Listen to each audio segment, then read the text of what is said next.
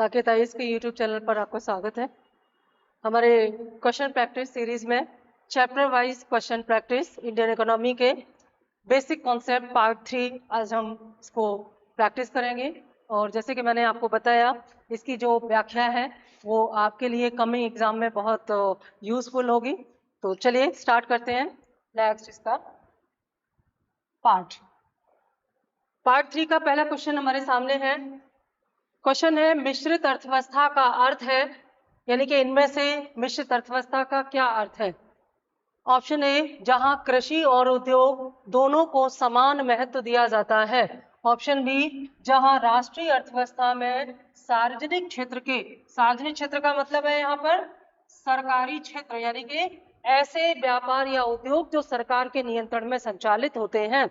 जहां राष्ट्रीय अर्थव्यवस्था में सार्वजनिक क्षेत्र के साथ साथ निजी क्षेत्र भी विद्यमान हो। निजी क्षेत्र मतलब प्राइवेट सेक्टर, दोनों ही उपस्थित हो। ऑप्शन सी, जहां राष्ट्रीय अर्थव्यवस्था में भूमंडलीकरण यानी कि ग्लोबलाइजेशन, वैश्वीकरण की प्रक्रिया भारी मात्रा में स्वदेशी यानी कि डोमेस्टिक से प्रभावित हो।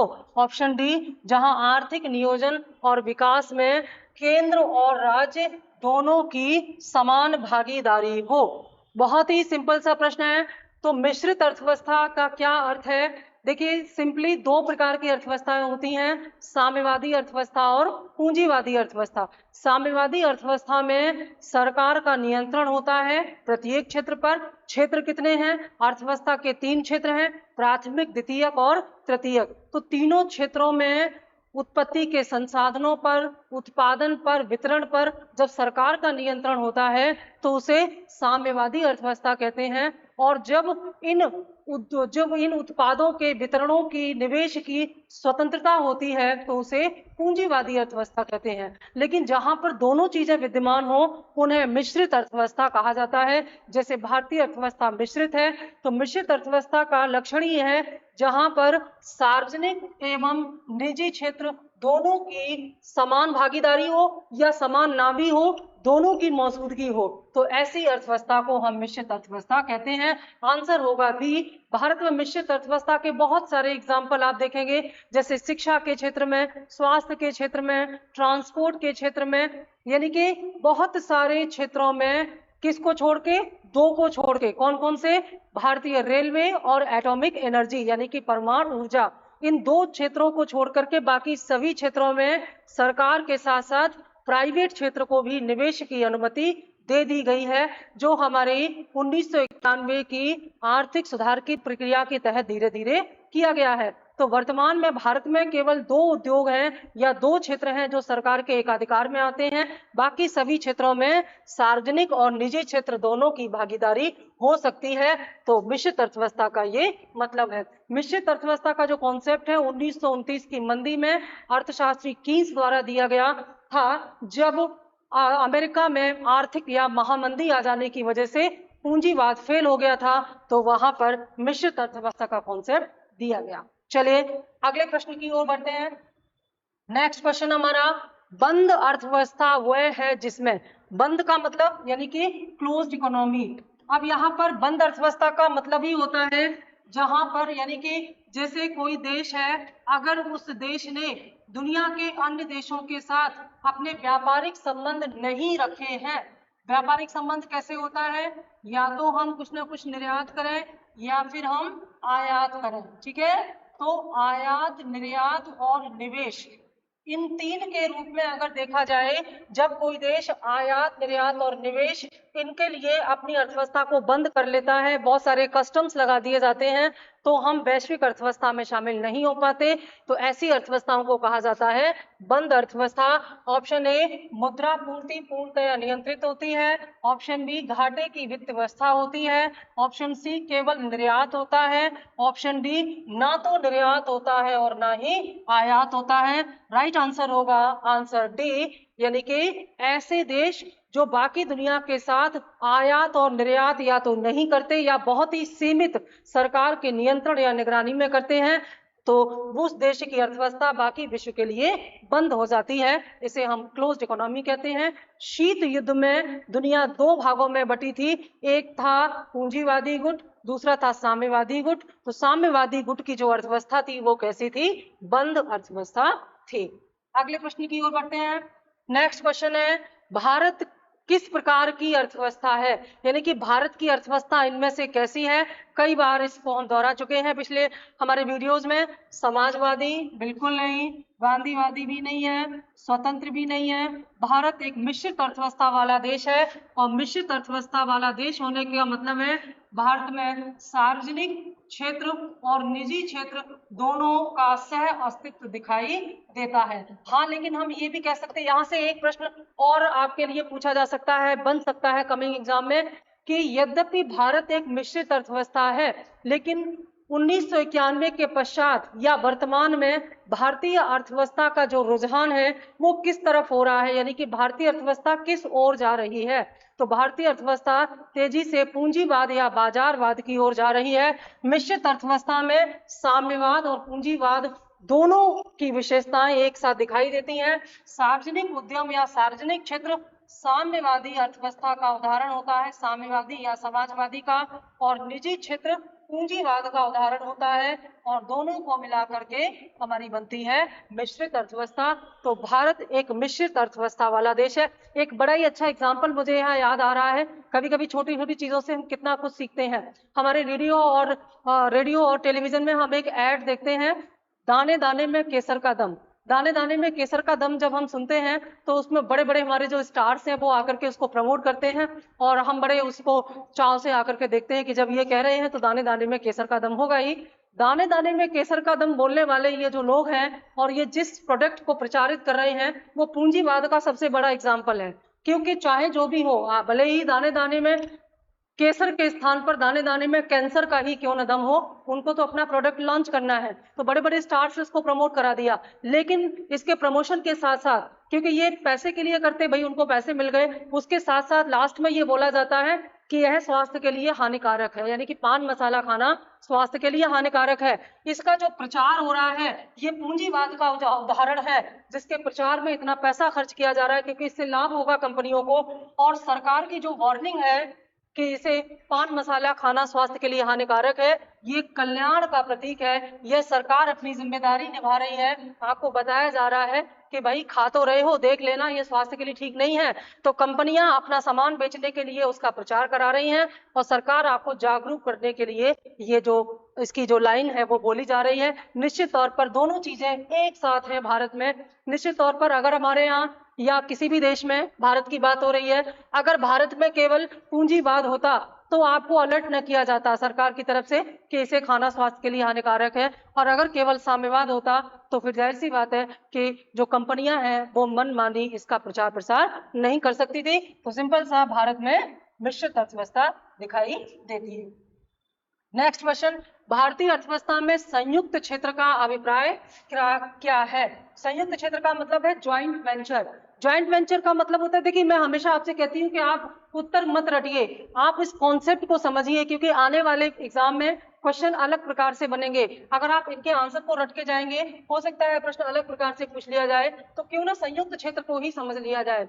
ज्वाइंट वेंचर का मतलब होता है जिसमें सरकार और प्राइवेट क्षेत्र दोनों की पूंजी लगी होती है, दोनों की पूंजी के से संयुक्त होकर के वह जो उद्योग संचालित होता है या काम किया जाता है उसे संयुक्त क्षेत्र कहते हैं। ध्यान दें, ये 3P प्रोजेक्ट से थोड़ा सा अलग है। पब्लिक प्राइवेट पार्टनरशिप, वहां पर पार्टनरशिप होती है, यहाँ एक अलग कॉन्सेप्ट होता है, उसको हम टॉपिक में आपको पढ़ाएंगे। तो भारतीय अर्थव्यवस्था में संयुक्त क्षेत्र का अभिप्राय है ऑप्शन ए, किसी उद्यम में सरकार का अंश 60% से अधिक होना।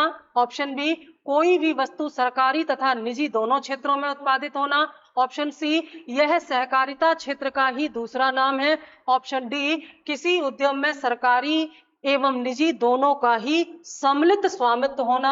आंसर होगा डी, यानी कि कोई भी ऐसा उद्योग जिसमें सरकार और प्राइवेट क्षेत्र दोनों का सम्मिलित स्वामित्व होगा, यानी कि दोनों की पूंजी लगी होगी। अब परसेंटेज की बात हम यहाँ नहीं कर सकते, क्योंकि परसेंटेज ये जो है अगर 50% से ज्यादा होगा जिस क्षेत्र का या सरकार का होगा तो वह सार्वजनिक हो जाएगा, और निजी क्षेत्र का होगा तो वह निजी हो जाएगा। यानी कि दोनों की हिस्सेदारी, जाहिर सी बात है, वो म्यूचुअल अंडरस्टैंडिंग के आधार पर होती है और लगभग 50-50% के पास होती है। तो जब किसी उद्योग में सरकार एवं निजी दोनों का ही सम्मिलित स्वामित्व होता है, मतलब स्वामित्व का है, जो उसकी ओनरशिप है वो सरकार के पास भी होती है और वो प्राइवेट सेक्टर के पास भी होती है, तो ज्वाइंट ओनरशिप के आधार पर ही उसे ज्वाइंट वेंचर का नाम दिया जाता है। राइट आंसर होगा आंसर डी।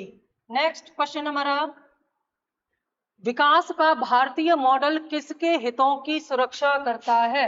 विकास का भारतीय मॉडल। अब भारतीय मॉडल क्या है? मैंने बताया था 3 मॉडल हैं। पहला मॉडल क्या है? पूंजीवादी। दूसरा मॉडल क्या है? साम्यवादी। और इन दोनों का मॉडल जो भारत ने स्वीकार किया है वो क्या है? मिश्रित मॉडल। तो जो इनमें से मिश्रित मॉडल से मैच करता होगा वही भारतीय मॉडल होगा। ऑप्शन ए व्यक्ति, व्यक्ति यानी कि व्यक्ति महत्वपूर्ण है। ऑप्शन बी राज्य, ऑप्शन सी व्यक्ति और राज्य, ऑप्शन डी इनमें से कोई नहीं।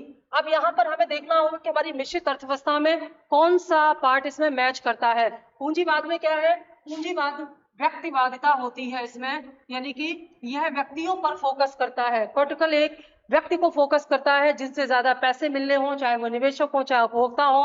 राज्य यानी कि स्टेट, स्टेट किसको फोकस करता है? साम्यवाद को, यानी कि व्यक्ति और राज्य। यह किसका उदाहरण है? साम्यवाद का। लेकिन जहां व्यक्ति और राज्य दोनों पर फोकस किया जाए, दोनों की भूमिका महत्वपूर्ण हो, यानी कि प्राइवेट क्षेत्र और सार्वजनिक क्षेत्र दोनों की भूमिका महत्वपूर्ण हो, उसे हम कहेंगे मिश्रित अर्थव्यवस्था। तो राइट आंसर होगा आंसर सी। भारत के मॉडल या भारतीय मॉडल में व्यक्ति और राज्य दोनों के हितों की सुरक्षा को ध्यान में रखा जाता है, यानी कि देश का भी कल्याण हो और व्यक्ति का भी कल्याण हो। पूंजीवाद में केवल व्यक्ति के कल्याण और साम्यवाद में केवल देश या राज्य के कल्याण, और मिश्रित में दोनों के कल्याणों के बीच में बैलेंस या संतुलन बनाने का प्रयास किया जाता है।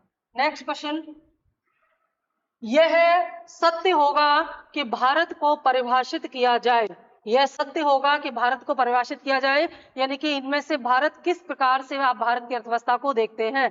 ऑप्शन ए एक खाद्य की कमी वाली अर्थव्यवस्था के रूप में, ऑप्शन बी एक श्रम आधिक्य वाली अर्थव्यवस्था के रूप में, यानी कि labour excess economy, option C एक व्यापार आधिक्य वाली अर्थव्यवस्था के रूप में, ऑप्शन डी एक पूंजी आधिक्य वाली अर्थव्यवस्था के रूप में। ध्यान दीजिएगा इस प्रश्न के उत्तर को और अच्छे समझने के लिए कि जो अर्थव्यवस्थाएं हैं वास्तव में इनमें 2 स्वरूप दिखाई देते हैं। वैसे तो कई आधार पर हम अर्थव्यवस्था को बांट सकते हैं, लेकिन अर्थव्यवस्था का जो इस प्रश्न के आधार पर जो विभाजन है उसको हम कहेंगे श्रम आधिक्य वाली अर्थव्यवस्था, और दूसरा है पूंजी आधिक्य वाली अर्थव्यवस्था, यानी कि कैपिटल सरप्लस और labour surplus. Capital surplus economy जो होती हैं, यहाँ पर तकनीक या मशीनों को बहुत महत्व दिया जाता है, लेबर के स्थान पर मशीनों का ज्यादा प्रयोग किया जाता है उद्योग में, क्योंकि जिसके पास जो होता है वो सस्ता मिल जाता है। तो पूंजी आधारित या कैपिटल बेस्ड जो इकोनॉमी होती हैं, जैसे डेवलप कंट्री की इकोनॉमी, वहां लेबर महंगा है लेकिन मशीन सस्ती है, तो उसे कहेंगे कैपिटल बेस्ड इकोनॉमी। लेकिन जहां पॉपुलेशन ज्यादा होती है और श्रम सस्ता होता है तो वहां पर मशीनों से काम कराना महंगा पड़ता है, श्रमिक सस्ता मिल जाता है, तो ऐसी इकोनॉमी को हम लेबर बेस्ड या लेबर सरप्लस इकोनॉमी कहते हैं। आप समझ ही होंगे भारत एक लार्जेस्ट पॉपुलस कंट्री बन चुका है, तो जाहिर सी बात है कि भारत में श्रम आधिक्य दिखाई देता है। भारत एक श्रम आधिक्य वाली अर्थव्यवस्था है, यानी कि भारत की जो औद्योगिक नीतियां हैं वो इस प्रकार से बननी चाहिए जिनमें मशीनों के स्थान पर श्रमिकों को अधिक महत्व दिया जाए। निश्चित तौर पर तभी भारत में बेरोजगारी की समस्या दूर हो सकती है। लेकिन आज जो आर्टिफिशियल इंटेलिजेंसी है ये भारत जैसे विकासशील और लेबर बेस्ड इकोनॉमी के लिए बहुत ही बड़ा चैलेंज लेकर के आई है और आगे आएगी। सरकार को इस पर पहले से ही अपनी नीतियां तैयार कर लेनी चाहिए। आंसर सबको क्लियर हो गया? आगे बढ़े अगले क्वेश्चन की तरफ। निम्नलिखित में से कौन सा एक आर्थिक अवस्थापना, अवस्थापना को यहाँ दिया गया है, इंफ्रास्ट्रक्चर नहीं है। इनमें से कौन सा एक जो इंडस्ट्रियल या इकोनॉमिक इंफ्रास्ट्रक्चर है उसके अंतर्गत नहीं आता? किसी भी देश की जो अर्थव्यवस्था होती है उसका एक आधार होता है। आधार यानी कि बेस, जिसे हम कोर सेक्टर भी कहते हैं। तो इनमें से कौन सा एक क्षेत्र किसी भी देश की अर्थव्यवस्था का आर्थिक इंफ्रास्ट्रक्चर में शामिल नहीं किया जाता? ऑप्शन ए विद्यालय, ऑप्शन बी स्वच्छता सुविधाएं, ऑप्शन सी कोयले की खानें, ऑप्शन डी सड़कें तथा रेल।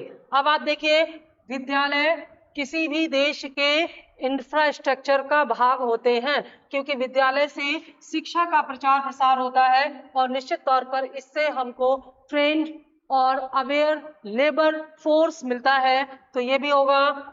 स्वच्छता अभियान क्या होगा? स्वच्छता सुविधाओं का संबंध किससे है? स्वच्छता सुविधाओं का संबंध हमारे जीवन स्तर से है, हमारे रहन सहन से है, और इससे व्यक्ति का सामाजिक स्तर बढ़ता है, और सामाजिक स्तर में जब वृद्धि होती है निश्चित तौर पर देश के इंफ्रास्ट्रक्चर भी स्ट्रॉन्ग होते हैं।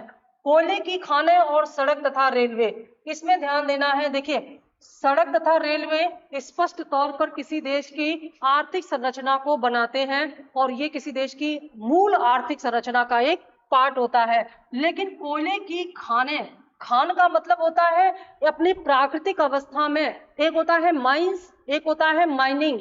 माइंस और माइनिंग दो अलग अलग चीजें हैं। जब माइनिंग होता है तो वह खनन उद्योग बनता है, और यही कोयला हमारी ऊर्जा संसाधन के रूप में इस्तेमाल किया जाता है। लेकिन यहाँ खनन शब्द नहीं लिखा हुआ है, खाने यानी कि माइंस लिखा हुआ है, और यह अपनी प्राकृतिक स्थिति में है, तो यह किसी देश की आर्थिक अवसंरचना में शामिल नहीं होती। लेकिन जब इस कोयले का खनन किया जाएगा, इससे बिजली बनाई जाएगी, इससे ऊर्जा का उत्पादन किया जाएगा, तब यह भी आर्थिक संरचना अवसंरचना का हिस्सा हो जाएगा। लेकिन इस स्थिति में कोयले की खानें किसी देश की आर्थिक अवसंरचना या इंफ्रास्ट्रक्चर में शामिल नहीं है। बहुत ही डेप्थ का क्वेश्चन है। आंसर होगा सी, यानी कि जिसको हमने क्रॉस किया है, ये तीनों इंफ्रास्ट्रक्चर में शामिल है। जो एक शामिल नहीं है, कोयले की खानें, वही हमारा राइट आंसर होगा। इस क्वेश्चन का आंसर है ऑप्शन सी, कोयले की खानें।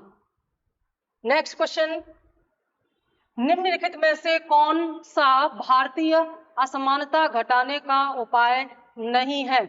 निम्न में से कौन असमानता घटाने का उपाय नहीं है, यानी कि इनमें से जो प्रयास किए गए हैं, इनमें से कौन सा प्रयास ऐसा है, भारत सरकार द्वारा किए गए इन प्रयासों में से कौन सा प्रयास ऐसा है जो असमानता को कम नहीं करता? आप जानते हैं सरकार द्वारा बहुत सारी कल्याणकारी योजनाएं शुरू की गई हैं, वेलफेयर प्लान शुरू किए गए हैं, जिससे जो अनइक्वालिटी है वो दूर की जा सके। तो सरकार द्वारा किए गए विभिन्न कार्यों में से कुछ 4 प्रकार के कार्य यहाँ लिखे हुए हैं। इनमें से कौन सा एक ऐसा कार्य है जो भारत सरकार ने किया है किंतु उसका असमानता घटाने से कोई संबंध नहीं है? ऑप्शन ए न्यूनतम आवश्यकता कार्यक्रम, बिल्कुल इससे असमानता कम होगी। अर्थव्यवस्था का उदारीकरण, करारोपण, भूमि सुधार। देखिए, पहले हम आपको आंसर बता दें फिर उसको एक्सप्लेन करेंगे। इसका आंसर होगा अर्थव्यवस्था का उदारीकरण, यानी कि अर्थव्यवस्था के उदारीकरण से भारत में असमानता में किसी प्रकार से कोई कमी नहीं आएगी। अर्थव्यवस्था के उदारीकरण का मतलब है भारत सरकार ने अपनी अर्थव्यवस्था को उदार कर लिया। अब उदार किस संदर्भ में किया? 1991 के जो आर्थिक सुधार थे उसमें पहला सुधार उदारीकरण ही था। तो उदारीकरण, दूसरा क्या किया? निजीकरण, प्राइवेटाइजेशन, लिबरलाइजेशन, प्राइवेटाइजेशन, एंड तीसरा था वैश्वीकरण, भूमंडलीकरण या ग्लोबलाइजेशन। ये 3 प्रकार के सुधार भारत सरकार ने किए और निरंतर ये सुधार हो रहे हैं, यानी कि भारत अपनी अर्थव्यवस्था को उदार कर रहा है। इसका मतलब है अर्थव्यवस्था के उदारीकरण से दुनिया के साथ हमारा व्यापार होगा, हम प्राइवेटाइज होंगे, हम ग्लोबल होंगे, हम बाजारीकरण को अपनाएंगे, लेकिन इससे असमानता में किसी प्रकार की प्रत्यक्ष कमी होती दिखाई नहीं दे रही है। न्यूनतम आवश्यकता कार्यक्रम स्पष्ट रूप से लोगों को गरीबी दूर करने के लिए, उनकी मिनिमम जो रिक्वायरमेंट है उसको पूरा करने के लिए शुरू किया गया। और करारोपण का तो सीधा सीधा उद्देश्य ही है असमानता को दूर करना। एक निश्चित आय से अधिक आय अर्जित करने वाले व्यक्ति से टैक्स लेकर के सरकार उसी पैसे से जो अभावग्रस्त समाज है, समाज का वह वर्ग जो जिनको उसकी आवश्यकता है उनके लिए बहुत सारी वेलफेयर प्लानिंग सरकार शुरू करती है। तो करारोपण का तो मूल उद्देश्य ही है असमानता को दूर करना। भूमि सुधार का उद्देश्य भी था। भूमि वितरण में जो लैंड डिवीजन हुआ था, जो क्लासिफिकेशन हुआ था, उसमें जो असमानता थी, किसी के पास बहुत सारा जमीन थी, किसी के पास जमीन नहीं थी, तो स्वतंत्रता के बाद भारत सरकार ने भूमि सुधार के द्वारा यह भूमि वितरण में होने वाली असमानता को दूर किया था। तो ये बाकी 3 प्रयास असमानता को कम करने के लिए किए गए हैं, लेकिन उदारीकरण का जो प्रयोग है या उदारीकरण का जो सुधार है वो असमानता घटाने के लिए नहीं किया गया, बल्कि वह भारतीय अर्थव्यवस्था को और ज्यादा प्रतिस्पर्धी बनाने और वैश्विक अर्थव्यवस्था के बराबर लाने के उद्देश्य से किया गया प्रयास है। नेक्स्ट क्वेश्चन, भारत में सार्वजनिक क्षेत्र के कार्यों के संदर्भ में निम्नलिखित में से कौन से कथन सही हैं? भारत में सार्वजनिक क्षेत्र के कार्यों के संदर्भ में निम्नलिखित में से कौन से कथन सही हैं? कूट के आधार पर उत्तर चुनना है आपको। पहला है सार्वजनिक उपयोगिता संसाधन प्रदान करना, दूसरा है सामाजिक और आर्थिक ऊपरी पूंजी का निर्माण करना, तीसरा संतुलित क्षेत्रीय और क्षेत्रकीय विकास सुनिश्चित करना, चौथा समतावादी लक्ष्यों को आगे बढ़ाना। सार्वजनिक क्षेत्र के कार्यों के संदर्भ में यानी कि सरकार द्वारा जनता के हित के लिए किए गए विभिन्न कार्यों में इनमें से कौन सा एक ऐसा नहीं है जिससे सरकार ने जो जनता की भलाई के लिए किया गया था। अब देखिए इसमें ऑप्शन के आधार पर आपको देखना है, सार्वजनिक उपयोगिता संसाधन प्रदान करना, सामाजिक और आर्थिक ऊपरी पूंजी का निर्माण करना, संतुलित क्षेत्रीय और क्षेत्रकीय विकास सुनिश्चित करना, समतावादी लक्ष्यों को आगे बढ़ाना। निश्चित तौर पर इसमें हमारे जो ऑप्शन हैं उनमें से कौन कौन से आएंगे, ऑप्शन को ध्यान में रखें। 2, 3, 4 सही दिखाई दे रहे हैं, क्योंकि इसमें सार्वजनिक उपयोगिता संसाधन प्रदान करना ये कोई सेंसफुल वर्ड नहीं है, इसका सेंस समझ में नहीं आ रहा। सामाजिक और आर्थिक ऊपरी पूंजी का निर्माण करना सही है, यानी कि सरकार द्वारा ऐसे प्रयास करना जिससे भारत में सामाजिक पूंजी का निर्माण हो और आर्थिक पूंजी का निर्माण हो, यानी कि समाज का कल्याण हो और अर्थव्यवस्था का कल्याण हो। संतुलित क्षेत्रीय विकास को सुनिश्चित करना, यानी कि देश के सभी क्षेत्रों का समान विकास हो, इसके लिए प्रयास करना। समानतावादी लक्ष्यों को आगे बढ़ाना, ये तीनों ही सही है। पहला इसमें मैच नहीं कर रहा है, राइट आंसर होगा आंसर बी। 2, 3 और 4 सही है। नेक्स्ट क्वेश्चन, एक उपभोक्ता साम्यवाद में कहा जाएगा, यानी कि किसी कंज्यूमर को आप कब बैलेंस स्थिति में बताएंगे। साम्यावस्था बैलेंस पोजीशन का मतलब है ये। तो कोई उपभोक्ता बैलेंस पोजीशन में कब माना जाएगा, इनमें से किस स्थिति में? ऑप्शन ए, वह आय के एक निश्चित स्तर पर अपनी आवश्यकताओं को पूरा करने में सक्षम हो, यानी कि यदि कोई उपभोक्ता अपनी आय के एक निश्चित स्तर पर अपनी आवश्यकताओं को पूरा करने में सक्षम हो। दूसरा, वह आय के एक निश्चित स्तर पर पूरे आराम से रहने में सक्षम हो। तीसरा, वह कुछ निश्चित वस्तुओं के उपयोग के बिना अपनी आवश्यकताओं को पूरा कर सकता हो। और चौथा, वह आय के नए स्रोतों को पाने में सक्षम हो। अब देखिए यहाँ पर बहुत ही कॉमन ऑप्शन है। ऐसे क्वेश्चन देखने में बहुत सरल लगते हैं, लेकिन इनमें सबका अपना व्यक्तिगत व्यू हो जाता है, तो प्रश्न अक्सर गलत हो जाता है। बहुत ही आराम से आप देखेंगे, एक उपभोक्ता जो होता है वो अपने आप को बैलेंस्ड पोजीशन में कब पाता है? बैलेंस पोजीशन में तब पाता है कि जब वह अपनी आय के एक निश्चित, यानी कि जब आपकी जो इनकम होती है, हम और आप सब उपभोक्ता है, कंज्यूमर है, और हम और जो आप अर्न करते हैं उसको बैलेंस करते हैं। बैलेंस कैसे करते हैं? खर्च करना है, बचाना है, निवेश करना है। जब ये सब बैलेंस बन जाता है तो उपभोक्ता भी बैलेंस पोजीशन में होता है। यानी कि जब एक उपभोक्ता आय के एक निश्चित स्तर पर, क्योंकि इनकम तो रोज बढ़ेगी नहीं, तो आय के एक निश्चित स्तर पर वह यह बैलेंस कर लेता है कि वही उसकी जो जरूरतें हैं वो भी पूरी हो जाएंगी और अतिरिक्त प्रयास किए बिना उसकी आवश्यकताएं पूरी हो जाएंगी, और निश्चित तौर पर वह उस पैसे से अपना कुछ हिस्सा बचा भी लेगा। इन दोनों में समानता है, लेकिन एक चीज इसमें अलग है, आराम से रहने में सक्षम हो। अब आराम से रहने का तो स्तर कोई है ही नहीं, किसी को आराम से रहने के लिए बहुत ज्यादा खर्च करना पड़ सकता है, तो कोई कम पैसे में भी आराम से, तो आराम से रहने का कोई एक निश्चित पैमाना नहीं है, इसलिए ये उत्तर सही यहाँ पर नहीं होगा। कुल मिलाकर के यहाँ पर हम आंसर करेंगे ए। वह कुछ निश्चित वस्तुओं के उपयोग के बिना ही अपनी आवश्यकताओं को पूरी कर सकता हो। अब ये निश्चित वस्तुएं क्या है ये भी नहीं समझ में आ रहा है। ये निश्चित वस्तुएं सबके लिए अलग अलग हो सकती हैं। वह आय के नए स्रोतों को पाने में सक्षम हो, तो आय के नए स्रोत पाने में वह बैलेंस कहाँ हुआ, फिर तो वह अपने बैलेंस को बनाने का प्रयास कर रहा है, यानी कि वह बैलेंस में तब आएगा जब वह अपनी आय का एक निश्चित भाग खर्च भी करे और उसकी आवश्यकताएं भी पूरी हो जाए, यानी कि उसे अपनी आवश्यकता पूर्ति के लिए अतिरिक्त पैसा खर्च ना करना पड़े, जितना उसने सोचा है उतना ही खर्च करके उसकी आवश्यकताएं पूरी हो जाएं और वह एक आरामदायक जीवन या एक बैलेंस्ड लाइफ एक्सपेंड कर सके। यही इसका राइट आंसर होगा। तो ये हमारे बेसिक चैप्टर के पार्ट 3 के क्वेश्चन थे। नेक्स्ट वीडियो में हम हमारे बेसिक चैप्टर का पार्ट 4, लास्ट इसका पार्ट है बेसिक चैप्टर का, लेकर के आएंगे। उसके बाद फिर हमारा सेकंड चैप्टर स्टार्ट हो जाएगा। Thank you.